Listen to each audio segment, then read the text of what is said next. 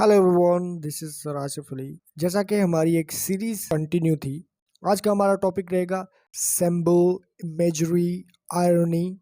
So without wasting time, let's get started.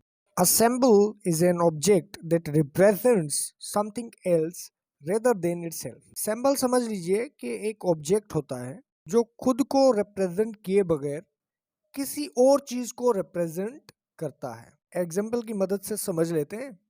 एक pome से example लिए, a sunflower, weary of time, who countest the steps of the सन।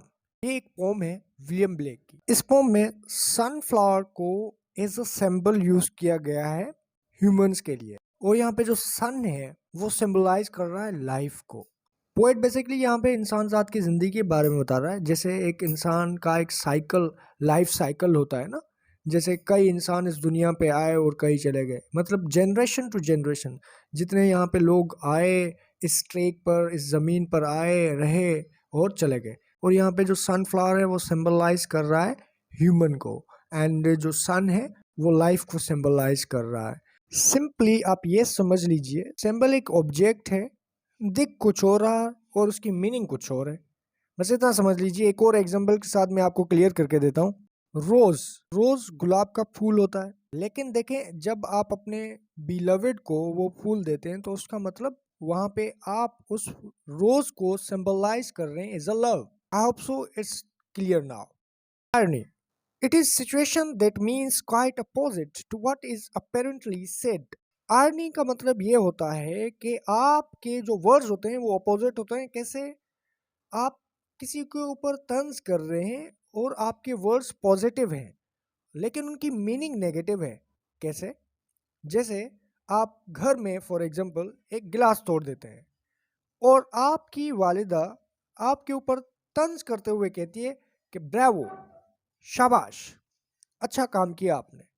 तो it means that अगर कि आपको गिलास तोड़ने पे जब कहा जाए शाबाश, ब्रेवो, तो उसका मतलब समझ जाइए कि दैट इज द आयरनी, आपके ऊपर तंज किया जा रहा है। आई hope so it's clear now. Irony के टाइप्स भी होते हैं। खैर मुझे सिर्फ आयरनी समझाना था। मजीद अगर कि कहीं आयरनी मुझे समझाना हुआ उसके टाइप्स भी हम क्लियर करेंगे। Let's move forward. Imagery is the use of words to create an image or images in the reader's mind based on five senses. Very simple. Imagery means image और based on five senses. पांच senses के ऊपर ये मुश्तमल होता है। Mostly poets use करते हैं। एक एग्जांपल दी गई है यहाँ पे नीचे, जॉन कीट्स की। John Keats is the poet of sensuousness. He use lots of imagery in his poetry. अगर के उनकी ऑर्ड्स पढ़ें आप तो बहुत सारी इमेजरी का यूज किया है इन्होंने, और इस वजह से उनको कहा जाता है पोएट ऑफ सेंशुअसनेस। मतलब ऐसे पोएट जिन्होंने इमेजरी का यूज किया हो। यूज ऑफ पेंटासेंसेस। पांच टाइप्स है ना इमेजरी के, ये जो दिए गए हैं नीचे, visual, एडिटरी, जेस्चरी, tactile, olfactory.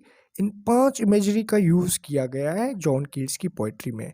So you can say John Keats is the poet of sensuousness.